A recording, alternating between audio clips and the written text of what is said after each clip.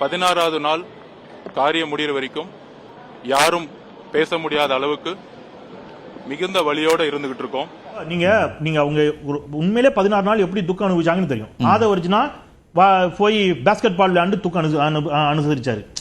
டேராடூனுக்கு போனார்ல, எவ்வளவு கடும் மனவேதனையில அவர் போய் அந்த டோர்னமெண்ட்டுக்கு போனார். அந்த துக்கத்தில் நம்ம கொச்சப்படுத்தக்கூடாது.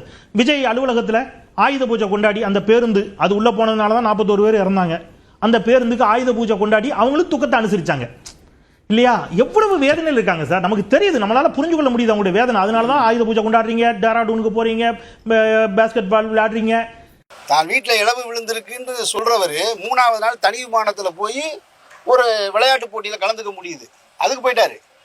நேற்றைக்கு கொடுத்த இந்த வார்த்தையை நீங்கள் 16வது நாள் காரியம் முடிகிற வரைக்கும் பேச மாட்டோன்றது, நீங்கள் உத்தரகாண்டில் இறங்கி நிற்கும் பொழுது ஏஎன்ஐ செய்தியாளர் பெண் செய்தியாளர் கேட்கும்போது அவங்ககிட்ட சொல்லிட்டு போயிருக்க வேண்டியன. 16 நாள் காரியம் முடிஞ்சதுக்கப்புறம் பேசணும் இங்கிலீஷில் கூட சொல்லிட்டு போயிருக்கலாமே.